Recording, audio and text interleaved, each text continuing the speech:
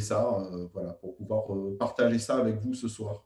Alors, donc là, on a décidé de parler de cinéma, et dans le cinéma, il y a cette question de la présence des femmes, et Jean-Charles, tu le disais, 100 ans, alors je ne sais pas si on va faire 100 ans, parce que c'est des milliers et des milliers de films, mais on va effectivement balayer notamment quelques belles décennies de présence juive au cinéma. Je veux juste terminer ma présentation en disant que j'anime un blog.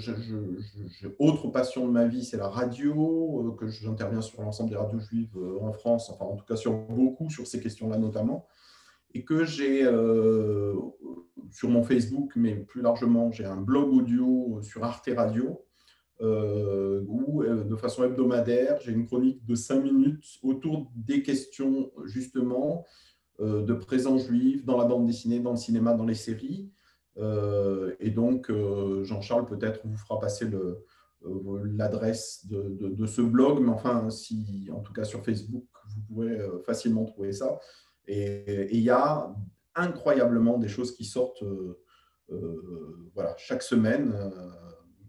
Voilà. Cette semaine, par exemple, je parle d'une série qui s'appelle La Juive du Château Trompette. Personne ne connaît cette série, et bien vous allez la découvrir grâce à un DVD qui vient de sortir.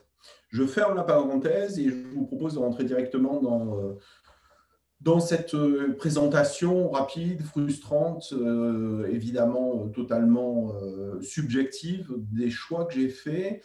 Et pour ne pas en parler de manière évidemment théorique, parce qu'on ne parle pas de cinéma en théorie, je me propose de vous passer un certain nombre d'extraits de films que j'ai sélectionnés pour vous.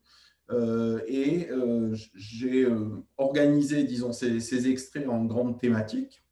Et voilà, il y en a pour 45 minutes de présentation. Et puis après, évidemment, j'espère qu'il y aura un dialogue entre vous et moi pour qu'on continue, notamment sur tous les films que je n'ai pas passés, puisque j'aurais passé beaucoup. Donc, il y en a beaucoup que je n'aurais pas passé. Et Jean-Charles commençait sur cette histoire de 100 ans de présence juive au cinéma. Et donc, d'un point de vue, commençons quand même, au-delà de la question thématique, commençons par la question de l'histoire. Il y a depuis le début du cinéma une présence juive au cinéma, et de femmes juives au cinéma, et on va le détailler un peu plus tard. Mais je voudrais quand même insister sur un moment clé de l'histoire du cinéma.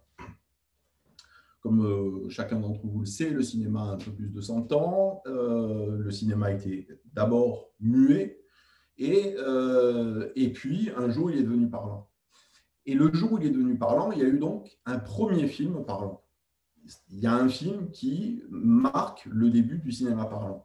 Ce film est reconnu par tous historiquement. Ça s'appelle Le Chanteur de jazz. Beaucoup d'entre vous le connaissent. C'est l'histoire d'un jeune garçon qui a une passion pour le jazz naissant, puisqu'on on est à la fin des années 20, 27, etc. Il veut faire du jazz, et donc il veut chanter avec des orchestres et en faire sa profession. Ce jeune chanteur de jazz veut en fait, est fils de rabbin, de petit-fils de rabbin, arrière-petit-fils de rabbin, et en fait, dans la famille, ils sont cantors, ils sont chazan à la synagogue. Et donc, la première fois qu'on entend parler au cinéma, ce qui est quand même un peu dingue, c'est des parents qui se lamentent du fait que leur fils veut arrêter la tradition et veut embrasser une autre carrière, en l'occurrence quelque chose de plus profane, qui est de faire des shows au cinéma. Alors, le film Le Chanteur de jazz est un film en fait semi-parlant, parce qu'il y a des périodes où on entend parler labial, c'est-à-dire en même temps que la bouche, et puis d'autres qui sont juste sonores. Je voudrais commencer donc cette conférence avec un premier extrait qui est le démarrage du chanteur de jazz, les quelques premières minutes, juste pour se mettre ça en tête, cette histoire incroyable que le cinéma parlant commence par une histoire juive. Et une mère juive, donc évidemment.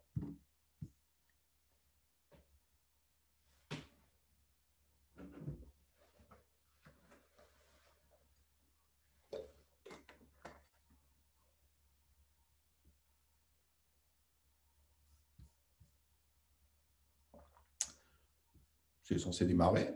Voilà.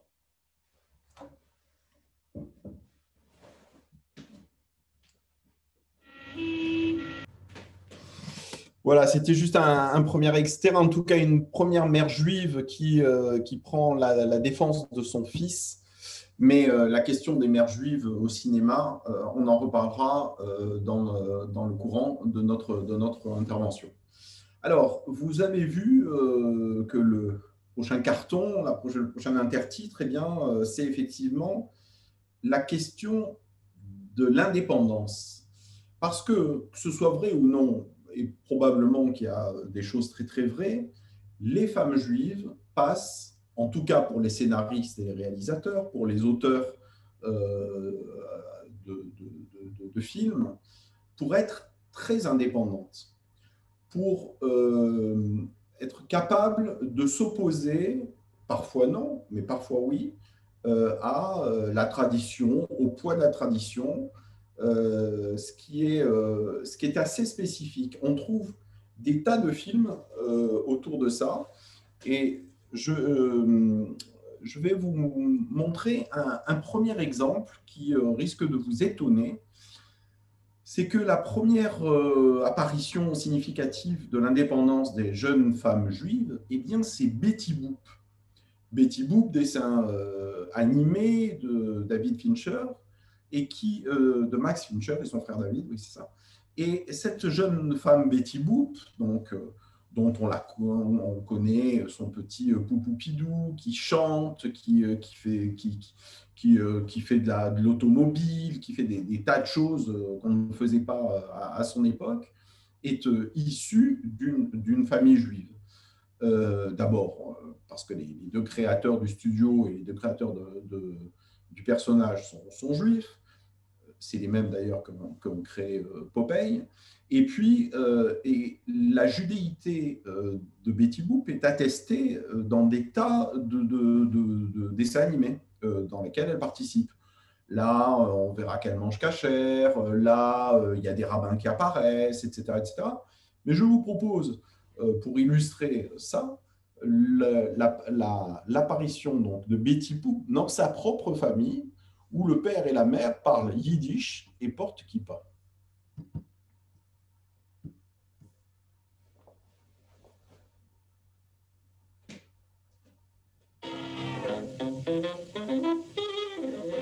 Why don't you eat? Why don't you eat?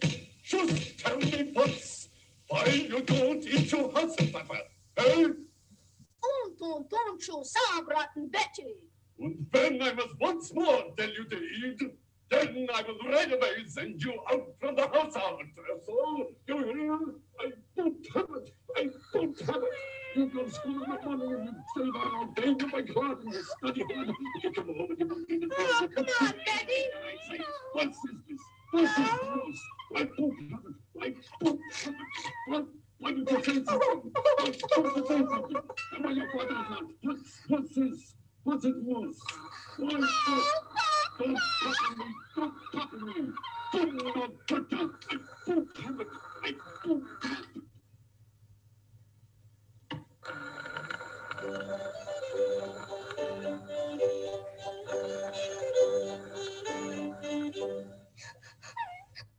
Voilà, elle se fait engueuler parce qu'évidemment, elle est trop indépendante. On voit déjà apparaître aussi la mère juive à côté, dont on reparlera tout à l'heure. Dans le genre indépendante, on a des tas d'autres exemples, comme Funny Girl, vous vous souvenez, avec Barbara Streisand, par exemple. On a aussi Inglourious Bastard, le film de Quentin Tarantino de 2009, avec notamment le personnage de Shoshana Dreyfus. Et puis, dans Le Chat du rabbin, Zlabia, la fille du rabbin. Chez les Juifs, on n'aime pas trop les chiens. Un chien, ça vous mord, ça vous court après. Et ça fait tellement longtemps que les Juifs se font courir après ou aboyer dessus que finalement, ils préfèrent les chats. Enfin, pour les autres Juifs, je sais pas, mais mon maître, lui, il dit ça. Mon maître, c'est le rabbin Spar. Moi, je n'ai pas de nom. Et sur le port d'Alger, dans la Casbah, on m'appelle le chat du rabbin.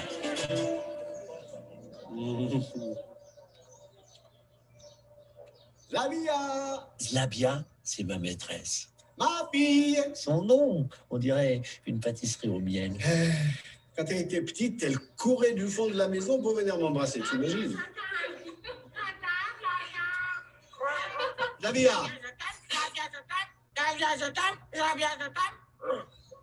Mais qu'est-ce que tu fais dire à cet oiseau? Mais c'est pas moi, papa, c'est Kindlet. Elle voulait lui faire dire Kindlet, je t'aime. Oui, mais mon prénom, il est trop sophistiqué, alors il est difficile à prononcer pour un oiseau, vous comprenez, monsieur le rabbin? Tandis que bon, Slavia, c'est plus commun. Hein. Oui, bah, y a pas que les oiseaux. Même les garçons, ils disent pas trop Kindlet, je t'aime. Ah bon, pourquoi? Parce que devant chez toi, ils font la queue, les amoureux, peut-être? Attends, s'il y avait pas mon père, tu verrais comme ça se bousculerait pour venir me voir. Et qu'est-ce que c'est que ces discussions dans la maison d'un rabbin? Pardon, je voulais dire, heureusement que j'ai mon papa pour veiller sur moi. Miaou, miaou. Oui, et mon chat. Knidlet, tu n'as pas du travail à la maison? Non. Non. Quand je dis ça poliment, ça veut dire laisse-nous en famille, retourne chez ta mère, d'accord? Bon, d'accord. Ah d'accord, moi non plus, j'avais pas compris. Bah, salut, à demain, alors. C'est ça. À demain. Miaou. Oh, mon chat, mon petit amour. Il te contrarie, ce perroquet, hein? Tu aimes plus le chat que ton père, toi, hein? Dis-moi, si la maison, elle brûlait, si tu pouvais sauver un seul d'entre nous, tu choisirais qui, le chat ou ton vieux père? Papa, arrête ton chantage affectif. Elle va réviser ton piano, va. Oui, papa. Je veux t'entendre jouer distinctement. Oui, mon petit papa. Il m'agace, celui-là.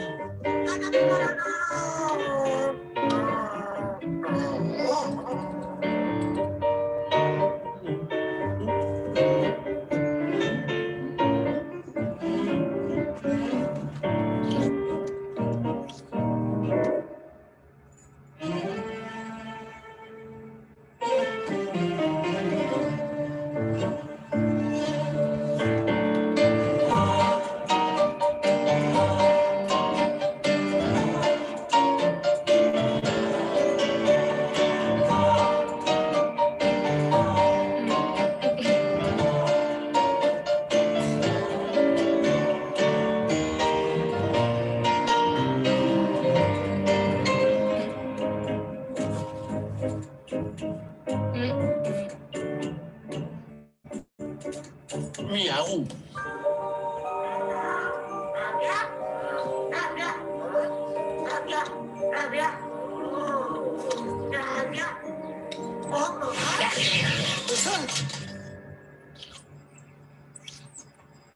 Oui, mon perroquet, tu m'as mangé? Non, Comment non? pas moi. Il est où alors si tu l'as pas bouffé? Il est où? Papa, pourquoi tu cries? Je suis fatigué. J'ai cru que le chat il avait parlé. Je travaille trop, mon papa. En tout cas, j'ai pas mangé le perroquet. Qu'est-ce qu'il a dit? Un mensonge. Il tue, il ment. Ah. C'est le chétan, cet animal. Papa, le chat, il parle! Ça, on va pas en faire un fromage. Oh là là, mon chat, c'est un miracle! Attends, on peut pas te laisser cette bête. Peut-être il est dangereux. Maître, je suis à ton service depuis toujours. Pourquoi, dès que je parle, tu te méfies de moi? Parce que les premiers mots que tu dis, c'est des mensonges. J'ai pas bouffé le perroquet, je vais changer les pour faim. Ah, tu mens pour camoufler un meurtre. Et papa, c'est un chat qui a mangé un oiseau. On va pas le mettre en prison, non? Mortellement effrayée par l'apparition de Julien, Madame de Rênal fut bientôt en proie aux plus cruelles alarmes. Mon Dieu, être heureux, être aimé, n'est-ce que ça? Qu'est-ce que vous disiez? Stendhal. Le rouge et le noir. C'est le chat qui dit. Depuis quand tu sais dire, toi? Depuis toujours, j'ai appris en même temps que ta fille, mais avant tu ne le savais pas, je miaulais. Le rouge et le noir, c'est politique, ça. C'est le chat qui te met cette propagande entre les mains. Quelle propagande, papa? Non, maître, c'est un roman d'amour.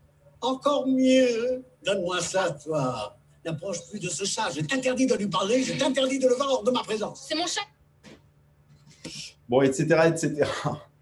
Un film absolument génial et une BD aussi.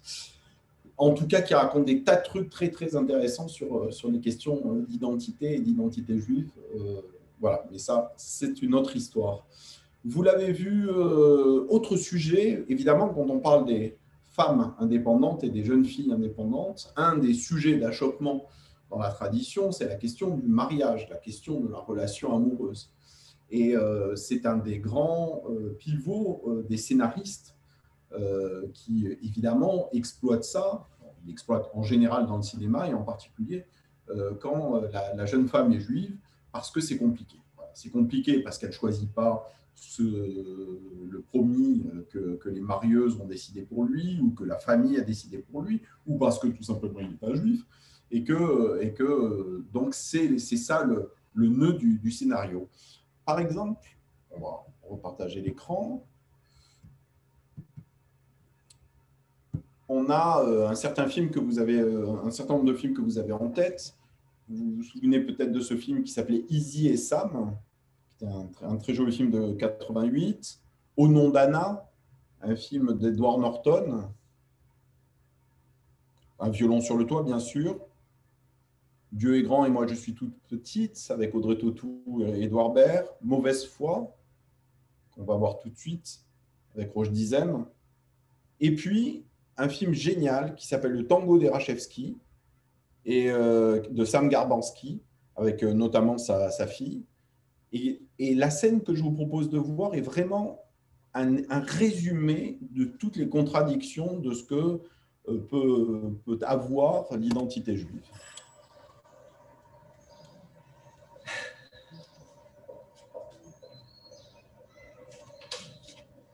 Shalom. Shalom.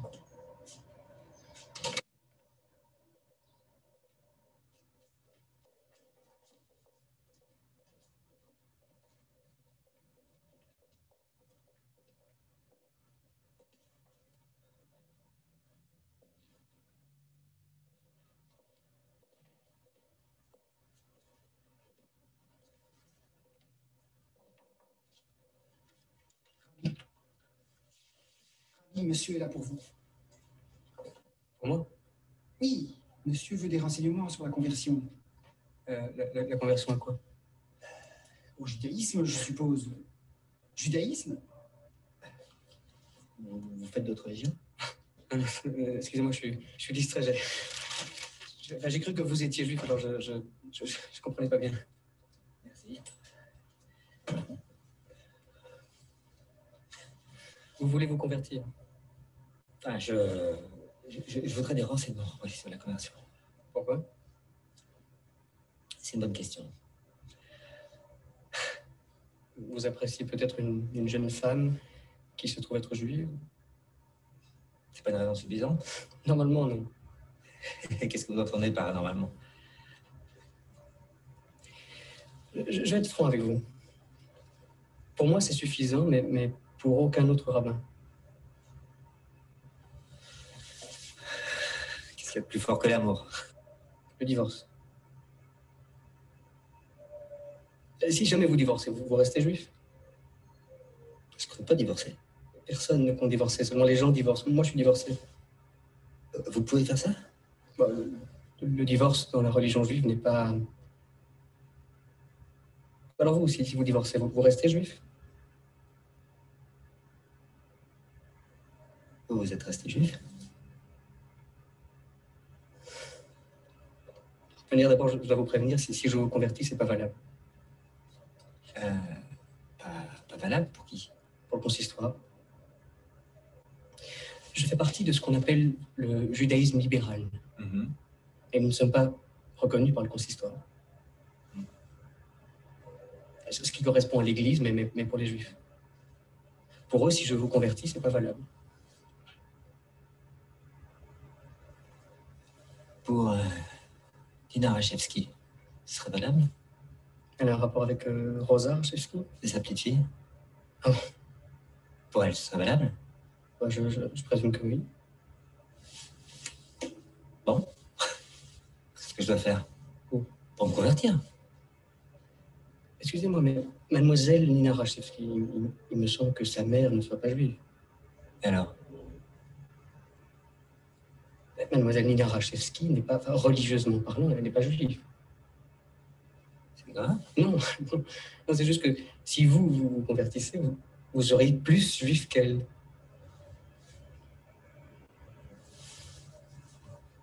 Évidemment que je suis juive. Religieusement parlant, non? Pourquoi? Parce que ma mère n'est pas juive, c'est ça? C'est ça? Alors tu te dis, ouf, un juif de moi? Chaque fois qu'un juif apprend que ma mère n'est pas juive, il me sort, ah ben alors toi non plus t'es pas juive. Sans penser que ça pourrait me faire mal. C'est tout ce que t'as appris, le judaïsme? Que ça se transmet par la mère? Écoute, moi j'en savais rien. C'est le rabbin qui m'a dit. Le rabbin? Ouais. Ah, t'es allé voir un rabbin pour vérifier si j'étais bien juive? Non, non, pour me renseigner sur la conversion. Tu veux une famille juive, non? Non? Antoine, je veux pas que tu te convertisses, moi. Je veux rencontrer quelqu'un qui a été élevé dans le judaïsme. Ah, moi, je pourrais jamais être un bon juif. Mais si. Non. Non, pas comme je le voudrais. Un juif de moi, hein? Écoute, Antoine, je te trouve très sympathique. Nina, tu sais ce que c'est ton problème? C'est qu'en fait, tu te sens pas vraiment juive. Si, je me sens juive. Ah bon? Et qu'est-ce que tu fais exactement pour te sentir juive? Ah bah justement, il n'y a rien à faire, il faut juste le sentir. Alors, c'est bon, moi, je peux être juif. Ah oui? Comment? Bah là, maintenant, là, je me sens juif. C'est suffisant, non? Tu te fous de ma gueule? Écoute, toi, il suffirait que tu te sentes juive pour être juive. Hein? Et moi, je devrais être élevée dans le judaïsme, étudier le Talmud, porter un petit chapeau, avoir des bagues. Je t'ai dit que je voulais pas d'un religieux. Je devrais être élevé dans le judaïsme, mais je devrais pas être religieux.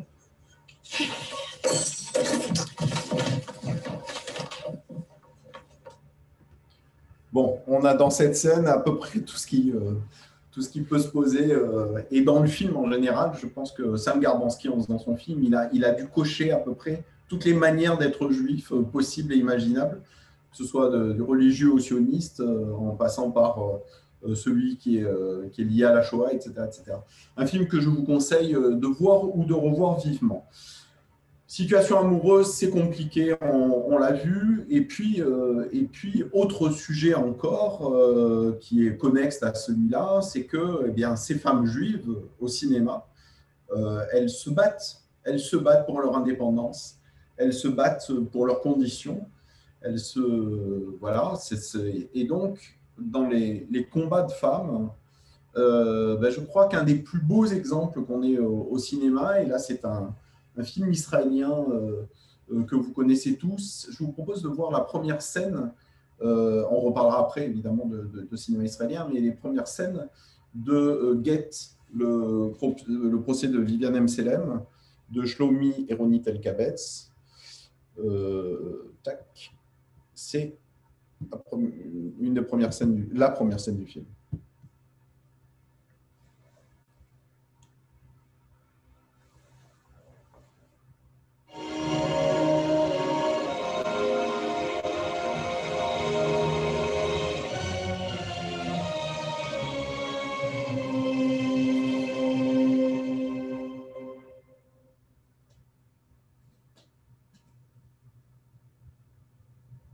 Croyez que je le regrette, votre honneur, mais Elisha Amsalem, le mari, refuse de coopérer et de comparaître devant ce tribunal. Nous ignorons tout de sa position concernant la demande de divorce de ma cliente. Demande qui, je le rappelle, a été faite il y a 3 ans. 3 ans que ma cliente ne vit plus sous le même toit que son mari. J'informe d'ailleurs le tribunal que pendant ces 3 ans, il ne lui a pas adressé la parole, excepté une fois, lors d'une visite de condoléances après la mort d'un frère. De quoi ont-ils parlé lors de cette occasion? Il lui a demandé de revenir au domicile conjugal. Qu'a-t-il répondu? Elle lui a demandé le divorce. Monsieur Amsalem, vous n'avez pas d'avocat? Non, votre honneur. Souhaitez-vous lui accorder le divorce? Non, votre honneur. Cette femme a vécu hors du domicile conjugal pendant 3 ans. Oui, votre honneur. Êtes-vous disposé à la reprendre avec vous? Oui, votre honneur. Ne craignez-vous pas qu'elle se soit compromise? On ne vous entend pas. Non, votre honneur. Pardonnez-moi, mais ce n'était pas l'objet. Je vous demande de vous taire. Procédure. Êtes-vous serein concernant cette question? Oui, votre honneur. Pour quelle raison lui refusez-vous le divorce? Viviane, rentre à la maison, je t'en supplie. Qu'est-ce que tu vas chercher Pas dehors? de messe-basse dans ce tribunal. Qu'est-ce que tu vas faire? Nous devons Hein, tout Viviane? entendre. Rentre. On oublie tout ce qui s'est passé, Viviane. Les enfants aussi veulent que tu reviennes. Rentre à la maison, Viviane. On recommence tout à zéro. J'ai l'impression qu'elle est fidèle, mais elle ne veut plus de lui, manifestement. Pas de conclusion trop hâtive. En tout cas, ses enfants veulent qu'elle revienne. Mais les enfants n'ont-ils pas quitté la maison? Si, il reste seulement le plus jeune. Il a 14 ans et vit avec son père. Parce que sa mère l'a abandonné. Elle voit son fils tous les jours. Elle lui prépare ses repas et les lui apporte quand son mari n'est pas là. S'il est chez lui, elle les fait porter par sa belle-sœur. Qui s'occupe de cette femme? Elle vit chez son frère aîné. Sa belle-sœur et la sœur de cette dernière peuvent témoigner de la vie décente que mène ma cliente. Il a bien fallu qu'elle... Bon, j'arrête là parce que je sens que je vais vous énerver et donc c'est pas le but du jeu. Voilà un beau combat, en tout cas, dans tout le film, évidemment, c'est le combat de cette femme pour obtenir son guet. Il y a d'autres films dont je vous passe ici les affiches sur des femmes qui se battent pour leur indépendance. Le cœur a ses raisons, The Wedding Planet, The Wedding, Yantel, bien sûr, Apprenti Gigolo, ça c'est Yantel.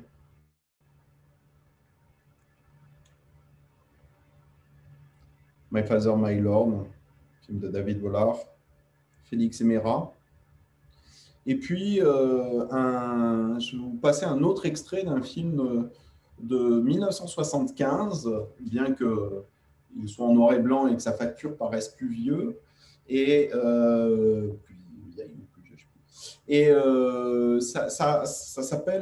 film qui s'appelle Esther Street. Je suis désolé, l'extrait est en anglais.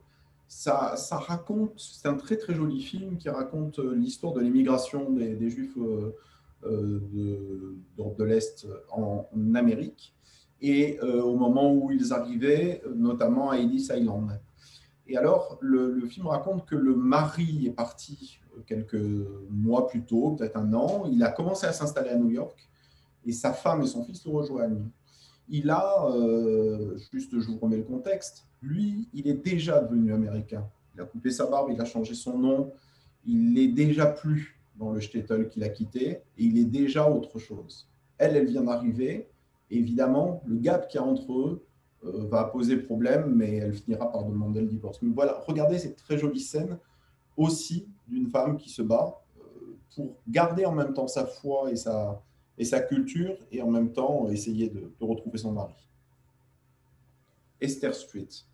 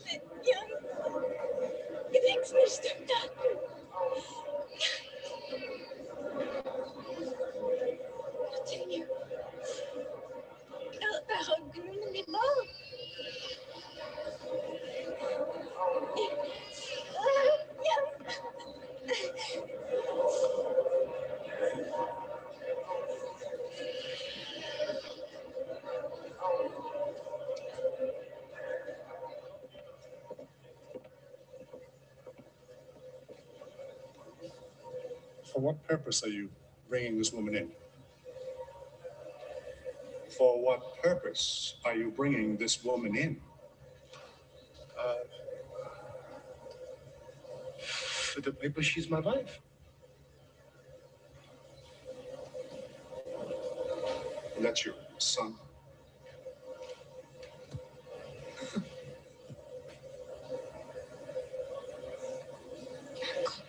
But still, man. Child. This woman is my wife, and that's all. Where's the marriage certificate? Dick Sobe. Who is this?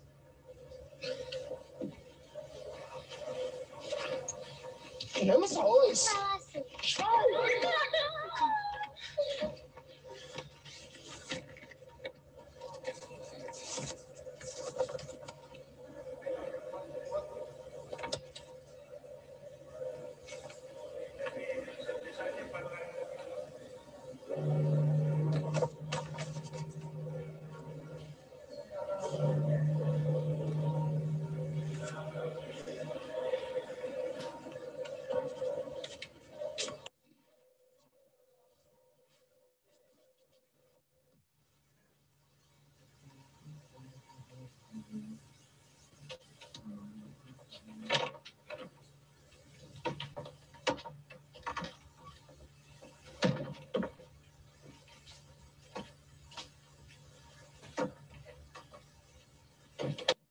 Das ist my missus.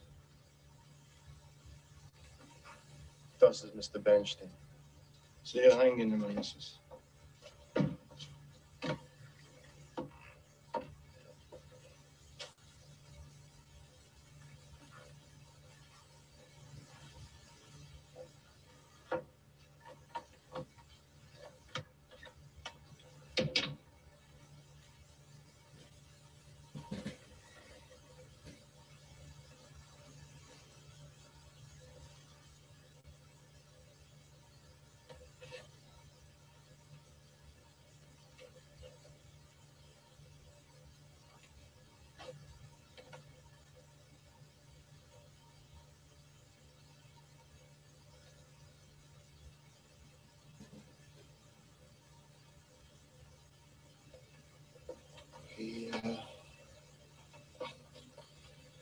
Wie lange ist der Tante Kevin krank?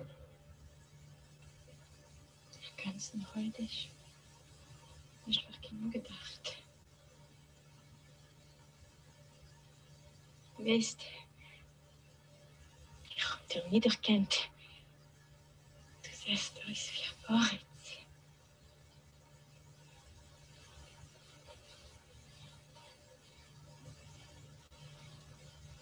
Kiro, du bist schon in Amerika. So in Amerika tragt mir nicht den Schein.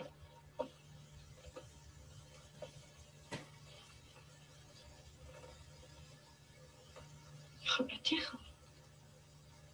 Du tragt mir nicht den Tichler. Janke, ich will nicht kein mit eigenen Haar. Ich bin verheiratet. Voilà, elle ne trouvera pas ce qu'elle était venue chercher en Amérique, en tout cas pas tout de suite, mais elle se battra pour reconstruire quelque chose avec son fils et tout en gardant un certain nombre de valeurs. C'est un très très joli film, encore une fois, Esther Street, qu'on trouve assez facilement, soit en DVD, soit sur Internet. Alors, cinéma israélien, c'est aussi un des grands sujets parce que les rapports entre le cinéma israélien et les femmes est un sujet non seulement passionnant, mais important. Il y a depuis très longtemps, et encore plus ces 25 dernières années, des réalisatrices dans le cinéma israélien. Ça pourrait être l'objet d'ailleurs d'une conférence à part entière.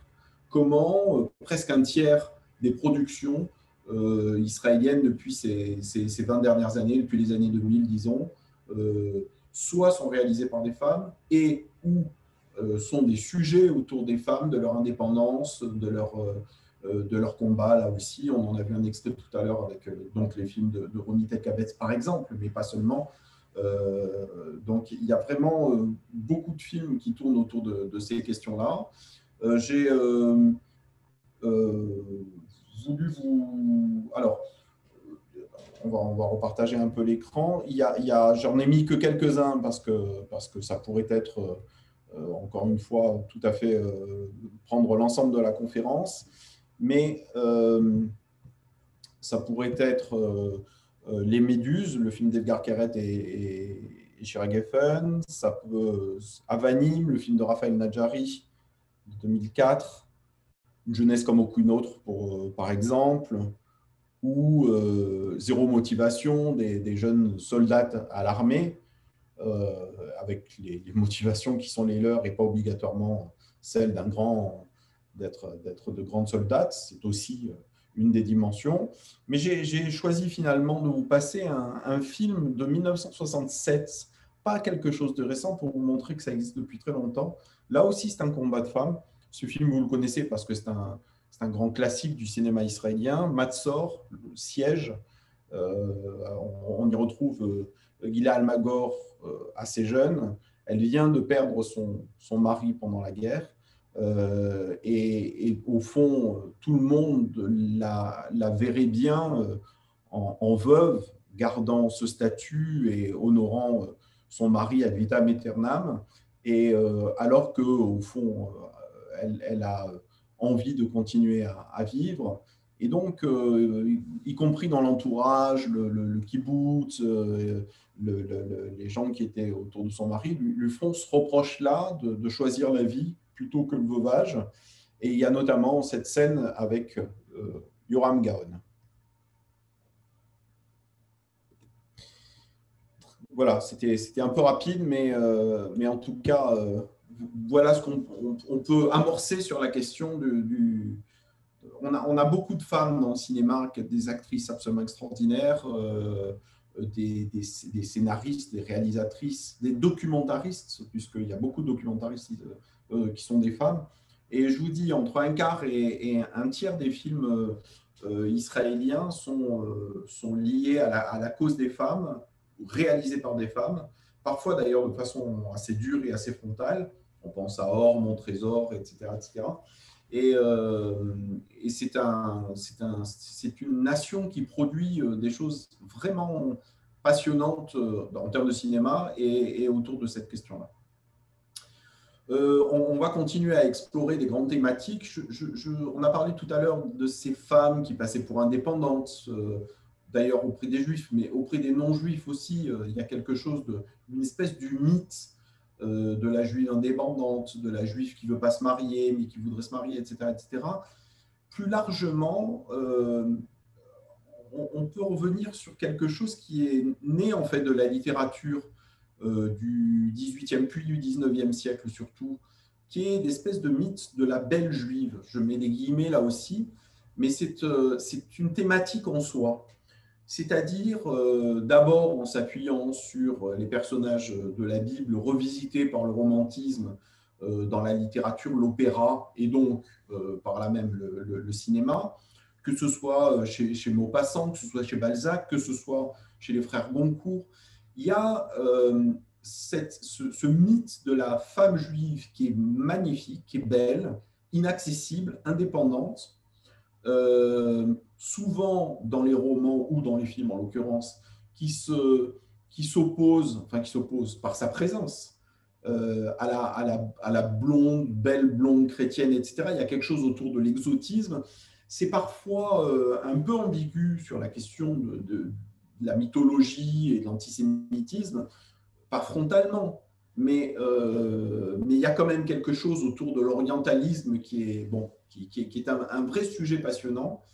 Et dans le film qui s'appelait L'Apollonite, je ne sais pas si vous connaissez Souvenir d'une maison close, un film qui parlait de la vie d'un bordel, en fait, et qui parlait notamment, justement, de ces femmes, d'ailleurs, qui n'étaient pas toujours, mais de la belle prostituée juive, par exemple. Il y avait tout un truc autour de ça, comme il y a d'autres typologies de femmes qui font rêver les hommes.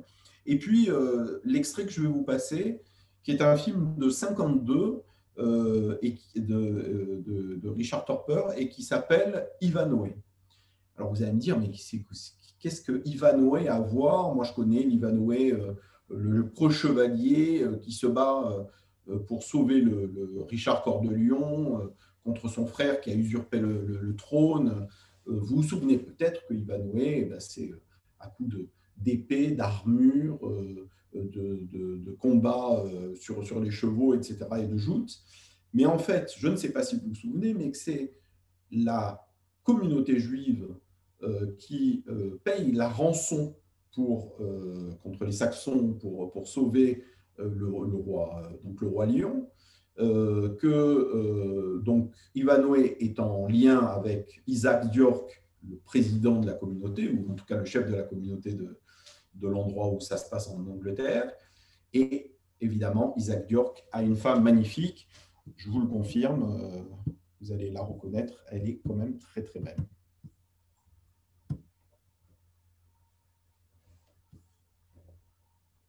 Ça, c'est l'Apollonide. Élisabeth Taylor.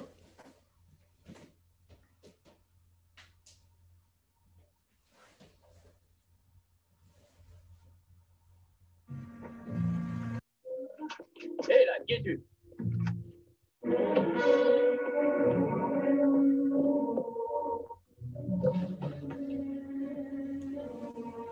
Expliquez-moi votre présence, madame. On m'a chargé de vous apporter ceci. À cette heure, par la fenêtre? Qui vous envoie? Allons retrouver votre langue. Qui vous envoie? J'appartiens à la maison d'Isaac d'York. Ouvrez le coffret.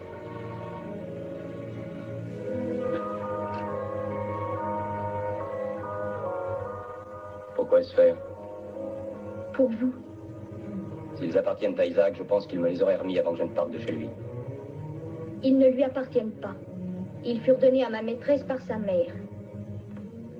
Qui est votre maîtresse? Rebecca, elle est la fille d'Isaac. Elle m'a prié de vous dire que c'est pour votre armure et votre destrier, afin que vous soyez présents à Ashby.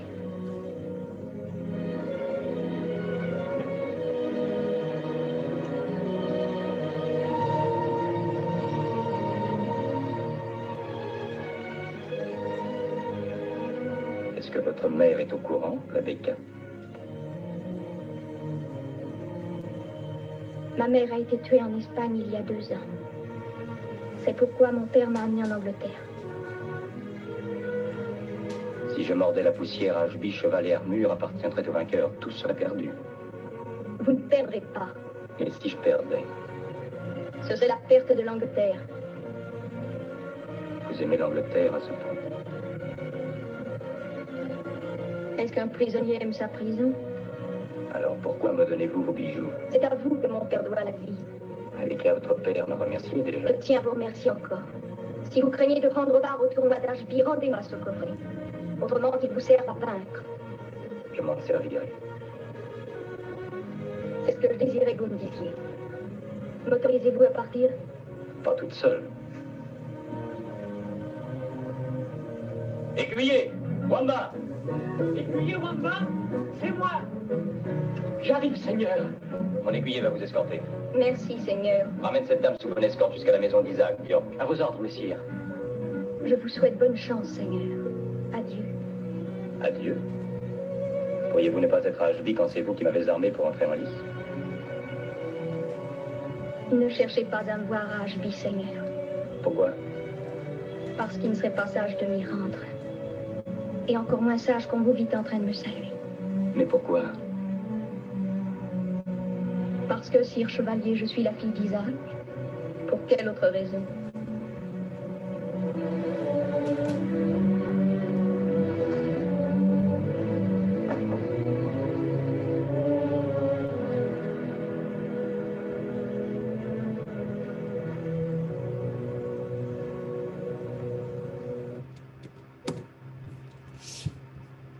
Voilà, vous inquiétez pas, à la fin, finalement, il épousera donc la princesse bien blonde et Cato, qui lui était sa promise. Bon, tout va continuer comme c'était prévu, mais enfin, bon, elle est arrivée au milieu.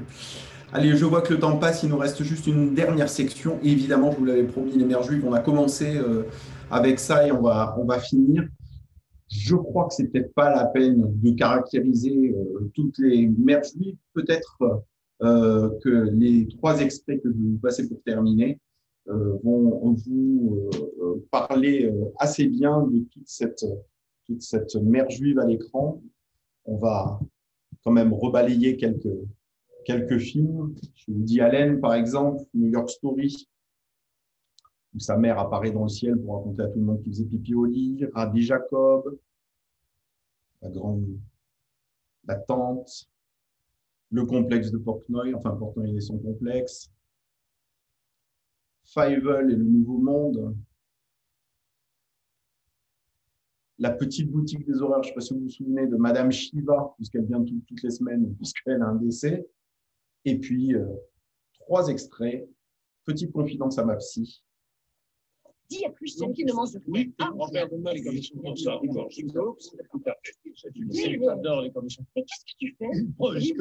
Maman, j'ai fait Très bien. Quoi? Demain, je vais aller à la synagogue prier pour Meryl Streep, et enfin, il se rend compte que son film est avec une non-joueuse. C'est terminé. Il a fini. Et sa passion. J'ai découvert que j'étais absolument... Dis-moi pourquoi tu fais ça. Il y a tellement d'autres femmes avec qui tu pourrais sortir. Je t'ai encouragé à expérimenter toutes sortes d'avenues différentes, mais jamais sur ce plan-là. Alors dis-moi pourquoi tu fais ça. Ça veut dire quoi faire ça? Faire quoi? Encourir la colère de Dieu? Pourquoi est-ce que tu cours après les ennuis? Maman, je ne veux pas me marier. Je veux simplement connaître autre chose, c'est tout. Tu agis comme si on était dans le ghetto de Varsovie. C'est le Upper West Side et on est très nombreux ici. Est-ce que tu penses toujours épouser une fille? Oui, c'est sûr. Ça va? Mais j'arrive pas à comprendre pourquoi tu t'entêtes comme ça. Crois-moi, tu risques vraiment de te faire du mal, au pire, de lui en faire. Tu ne tiens donc pas à ta culture et à ton histoire? Mais j'ai pas à les abandonner, maman. Mais c'était assez brillant pour savoir que c'est une bonne idée d'épouser quelqu'un qui est de ton milieu. Et ça l'est, toutes les études le démontrent, en tout cas pour ce qui est du taux de divorce. Tu devrais percevoir que ça n'a aucun sens de t'engager sur une route qui ne mène nulle part, sauf à une catastrophe. Vous dérangez pas plus loin, les enfants. Jouez, Bouli. J'ai rien qu'une chose à dire à Simon, alors. Simon, viens ici. Mais qu'est-ce que tu fais là? Pourquoi tu as sorti une fourrure? Je m'en vais. Tu sais ce qu'il m'a dit cette nuit? Et en plus, il m'a réveillé pour me le dire. Devine? Je te souffre pas. Mais je sais pas, mais tu vas pas me raconter ça là maintenant, non? Ce que je peux te le raconter, alors. Ce matin, je me suis présentée chez toi et l'autre foule, elle m'a empêché de rentrer dans ton cabinet. Qui, Madame Paquet? Mais c'est normal, j'étais avec Monsieur Simoni. Ah bon, c'est normal. C'est normal que tu te renfermes avec Monsieur Simoni quand ta mère est au bord du gaz. Maman. En plus, il n'a rien du tout, celui-là, c'est un comédien. Il a rien du tout. Tu veux voir ses radios? Il a rien du tout. Demande à Madame Paquet. Seulement lui, forcément, il te paye, alors tu le reçois avec des sourires. Mais si maintenant faut payer pour te voir, dis-le, je savais pas. Combien je te dois? Arrête. Ah, Simon, ne me parle pas sur ce ton, hein, parce que je suis contre ta propre mère. Et tu pourrais recevoir une paire de claques devant tous tes camarades, tu sais. Qu'est-ce que j'ai fait? Mais qu'est-ce que j'ai fait? Maman, écoute. Au revoir, Étienne. Au revoir ou adieu. Adieu, Bouli. Je n'ai même pas demandé des nouvelles. D'où tu m'as? Oui, pas. T'inquiète pas, je te laisse pas mon adresse. Comme ça, tu économiseras le thème.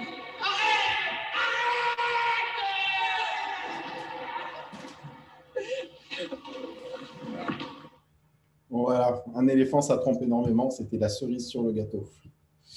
Voilà, les amis. Merci d'abord de m'avoir écouté et d'avoir voilà, suivi ce petit cheminement dans le cinéma. Jean-Charles, je te laisse la parole pour pondérer les questions, les remarques que chacun d'entre vous aurait à poser. À toi de prendre la suite. Merci beaucoup, Xavier. Je ne connaissais pas la bombe, là, le pchit pour devenir juif. Ah, oui, je pense que ça aurait beaucoup de succès si c'était en vente dans toutes les bonnes boutiques de produits cachers. Je pense qu'il y aurait effectivement de quoi faire de ce côté-là. Il faudrait absolument trouver la formule. Si on peut coupler ça avec un antivirus, y compris AstraZeneca, je pense que ce serait une bonne chose. Bien, merci Xavier. Alors, il n'y a pas beaucoup de questions, mais il y a des demandes. Il y a des demandes. On a trouvé que tes extraits étaient trop courts et beaucoup de gens demandent la liste. La liste des. Alors, je ne vais pas faire la manip maintenant, mais je t'envoie la liste des extraits des films dont on a parlé et qu'on a vus, et tu pourras la relayer évidemment à tout le groupe avec plaisir. Oui, bien sûr. Donc, le film avec le sprite qui rend juif, ça, c'est Let My People Go, un film de Michael Buff, qui est absolument génial sur les questions d'identité aussi. Ouais. Alors, Jocelyne te dit quelle délicatesse et attention pour cet éloge sur la femme juive. Chapeau et merci. Et alors, quelque chose de très, très familial, c'est que récemment, le film Ivanhoé a été retransmis à la télévision. Et effectivement, donc on a pu le voir en entier. Et il y avait notre petit-fils israélien qui ne comprend pas un mot de français, qui était devant et qui, comme il a été représenté plusieurs fois sur quelques jours, il a fallu le revoir plusieurs fois d'affilée. Ça l'intriguait beaucoup, cette belle femme juive dans cette affaire d'Ivanhoé, mais je pense que c'était plus le chevalier Ivanhoé et les joutes qui l'intéressaient, mais quand même, il s'est intéressé à cette question-là. Alors, j'ai ouvert les micros pour ceux qui souhaitent intervenir et poser leurs questions en direct, puisque nous sommes en famille et entre nous. Donc, si certains veulent poser des questions ou intervenir, vous pouvez a priori le faire tout seul. On va voir s'il y a des questions qui se posent. Pendant ce temps-là, moi, j'avais peut-être une question à te poser, Xavier, qui est de dire, est-ce que on a entendu, hein, dans Ivanhoé, on a entendu la raison pour laquelle elle ne pouvait pas aller au tournoi, parce qu'elle est la fille d'eux, c'est-à-dire parce que je suis juive.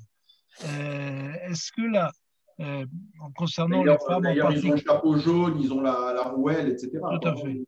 Mais est-ce que justement, concernant les femmes en particulier ou de manière plus générale, comment est représenté est-ce qu'il y a une représentation spécifique concernant les femmes au cinéma de l'antisémitisme?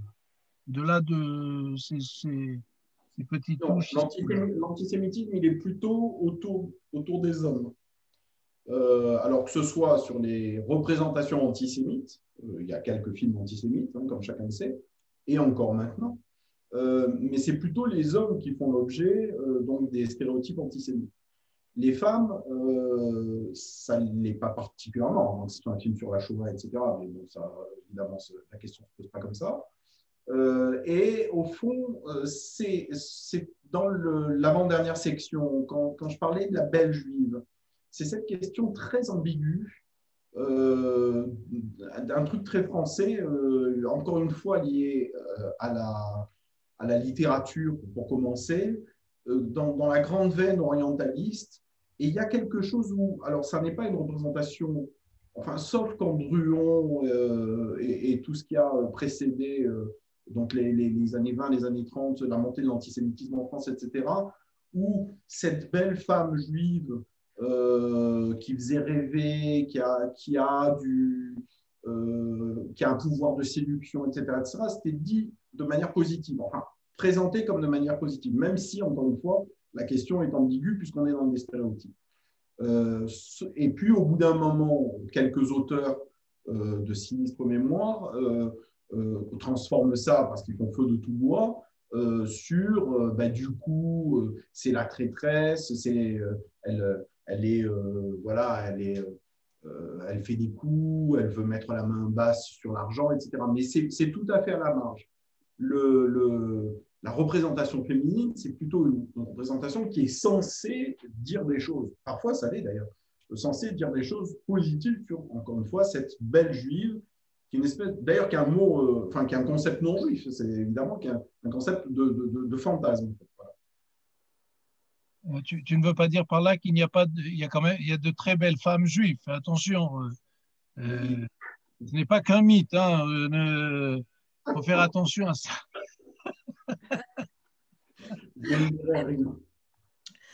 Xavier, merci encore. Tu nous as régalé l'autre jour sur les séries israéliennes. Et grâce à toi ou à cause de toi, j'ai dévoré La famille Stitzel, tous les épisodes, un orthodoxe, etc. Est-ce que tu pourras nous faire maintenant les films israéliens? Eh bien, ça dépend de l'invitation des organisateurs de cette conférence. Parce que c'est passionnant ce que tu... Enfin, vraiment, ça donne envie. Tu avais parlé aussi de la fabuleuse histoire de la Maisel. Oui, Mrs. Maisel. Enfin, tout. Moi, du coup, je n'arrête pas. Je dévore tout ce qui est israélien. Mais comme tu nous expliques, on a encore plus envie de regarder. Ça donne envie. c'est vraiment le détonateur, enfin, c'est le lien qui permet de regarder les séries, entre autres. Bah, c'est gentil. Alors là, aujourd'hui, je me suis concentré évidemment sur les films de fiction, pas sur les séries télévisées. C'est un autre sujet, même s'il est connexe. Mais bah, écoute, merci d'abord de cette intervention. Et puis, voilà, moi, je suis animé de passion, j'aime ça et j'aime partager mes passions. Donc avec plaisir, je reparlerai de choses qui me Quand passionnent. est-ce que tu vas refaire le film israélien à Marseille?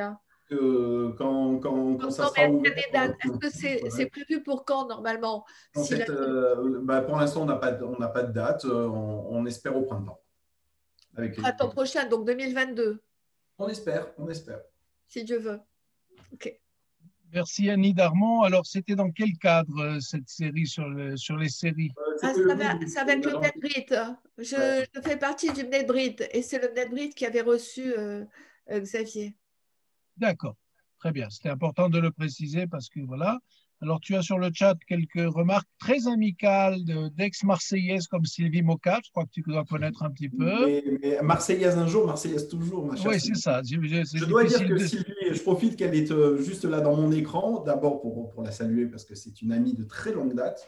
Et tout à l'heure, je parlais de mon parcours EI et quand je suis rentré Louveteau, eh bien, la première personne que j'ai vue physiquement, eh bien, c'était ma chef de patrouille.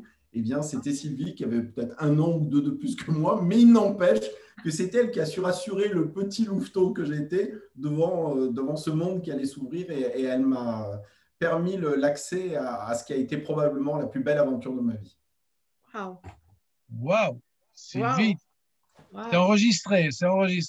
Ouais. Il y a aussi une certaine Sylvia qui te dit merci Xavier. Tu dois la connaître un peu. Voilà. Alors peut-être cette dernière question à te poser. Est-ce que tu sais dans les tuyaux s'il y a des prochains films israéliens qui, en particulier, d'une manière ou d'une autre, vont aborder la question de la femme? Est-ce qu'il y a des choses en préparation? Le monde du cinéma est vraiment très, très à l'arrêt. Hein. Vous l'avez vu, c'est une crise mondiale. Enfin, je ne vais pas vous raconter ce que vous entendez toute la journée sur les chaînes. Il va y avoir une situation très, très compliquée concernant le cinéma parce que le cinéma, c'est une industrie. Enfin, c'est un art, mais c'est une industrie aussi avec des délais très longs. Et donc, énormément de films ont été faits, mais ils ne sont pas sortis. Donc, il va y avoir une espèce d'embouteillage incroyable dès que les salles vont rouvrir. Et là aussi, je parle du cinéma mondial. Donc, certains producteurs et réalisateurs ont renoncé à ça et les ont fait sortir directement sur les plateformes. On en parlera une autre fois, mais bon, c'est peut-être un peu dommage. Mais enfin, en tout cas, c'est comme ça qu'ils ont décidé de faire vivre les films pour lesquels, je vous rappelle, un film, c'est 5 ans, 6 ans de la vie d'un réalisateur. Trouver les sous, le faire, le monter, et puis évidemment la promo, la vie internationale, etc. Donc, concernant le cinéma, et notamment le cinéma israélien, il va y avoir embouteillage. Donc, rien n'est annoncé pour l'instant de manière très, très forte. On n'attend rien d'extraordinaire, sans parler du fait qu'en l'espèce, les Israéliens se sont beaucoup investis sur la question des séries et ont un peu baissé la voilure sur la question du cinéma. Donc ça, par contre, ça a permis une exposition. On a vu des choses incroyables. On parlait de la saison 3 d'Echtizon, mais pas seulement. Il y a eu des choses, et il y a des choses incroyables. Xavier, merci beaucoup. Vraiment, je te remercie. Oui. Est-ce qu'il va y avoir une suite à When Heroes Fly, d'après toi? Je ne sais pas. Ah bon. Franchement, ça, je ne sais pas. Oui, je pense que ça a bien marché et quand il y a un bon filon, en général, ça dure. Regardez Colombo, par exemple, qui n'a rien à voir avec le juif. Encore que peut-être que Madame Colombo, dont on parle beaucoup. Bien. Voilà. En tout cas, j'ai fait une série une conférence sur les séries l'autre jour, justement. Elle en parlait il y a 2 minutes. Et je racontais combien il y a des choses tout à fait inattendues. Et évidemment, par exemple, Amicalement Vôtre, le fameux Danny Wilde était le stéréotype du juif qui avait réussi aux États-Unis. Et tout est dit dans le générique de début. Donc, il y a des connexions. Mais Colombo, il n'y a pas. Pas encore. Xavier, merci beaucoup. Vraiment, je te remercie. Je rappelle d'une part que Cette conférence, comme les autres, sera sur la chaîne YouTube qui s'appelle AEEIF. Donc, pour ceux qui voudraient revoir et réentendre quelques extraits, Xavier s'est engagé à nous envoyer la liste des films dont il a parlé ce soir, et donc je la transmettrai à ceux qui sur le chat et même aux autres pour vous permettre de voir le film. L'adresse de mon blog aussi où je chronique les choses. Tout à fait. Donc, alors j'ai indiqué, c'est indiqué sur le chat. Il y a l'adresse du blog. Oui, l'adresse du blog, oui. Voilà, donc l'adresse du blog est effectivement sur le chat, sur l'espace de discussion, comme ça vous pourrez le prendre. Eh bien, écoutez, merci beaucoup Xavier, et à très bientôt j'espère, ici ou là-bas. On a une histoire de chameau zéro à régler. Ça, c'était un message personnel. N'oubliez pas le message de la Bible l'an prochain à Marseille. L'an prochain. Ça, c'est un nouveau film. On n'a pas parlé des films américains qui se foutaient un peu de l'histoire biblique. Il y a aussi là-bas quelques femmes. Merci beaucoup. La semaine prochaine, tout à fait par hasard, nous allons aussi, mais d'une autre manière, parler de cinéma, puisque la semaine prochaine, il y a une intervention. C'est toujours au même endroit, hein, c'est Zoom, c'est le même jour, le dimanche, c'est à 19h à Jérusalem, à 18h à Marseille, je ne dis pas à Paris pour éviter les soucis, donc à Marseille. Et donc Jean Pisanté qui était avec nous tout à l'heure, qui écoutait ta conférence, mais il a un autre cours à 20h, donc il nous a quittés. Jean Pisanté interviendra sur la naissance de la responsabilité d'après Lévinas et les frères Dardenne. Et ce sera basé sur la base d'un film qui a été primé au Festival de Cannes en 2005 et qui s'appelle L'Enfant. Et donc, inscrivez-vous à cette conférence au plus vite et nous vous enverrons le lien pour voir le film parce que si vous voulez profiter pleinement de cette conférence, il vaut mieux avoir vu le film avant. Donc ça, c'est pour dimanche prochain. Nous serons le 2 mai donc sur Zoom. Donc inscrivez-vous, c'est toujours, si vous ne trouvez pas le lien directement, il vous suffit de vous écrire l'adresse strudel ou arrobas, comme on dit en France, eeif.org.il, contact@eif.org.il pour vous inscrire et pour vous envoyer le lien. En tout cas, merci beaucoup. Merci à Xavier, merci à ceux qui étaient avec nous ce soir. Et je rappelle que cette soirée qui était consacrée à la femme juive à l'écran, dans un balayage très rapide, parce que 100 ans, c'est difficile de résumer en 45-50 minutes, était dédiée à la mémoire de Sarah Halimi, Zal, Zichrona Livracha, qui, comme vous le savez, beaucoup de manifestations ont été organisées aujourd'hui dans le monde à sa mémoire pour essayer d'avoir un peu plus de justice. Voilà, donc merci beaucoup à vous tous et j'espère à très bientôt. Salut Xavier. Salut, merci. Bravo à tous. Merci, bravo. Bravo.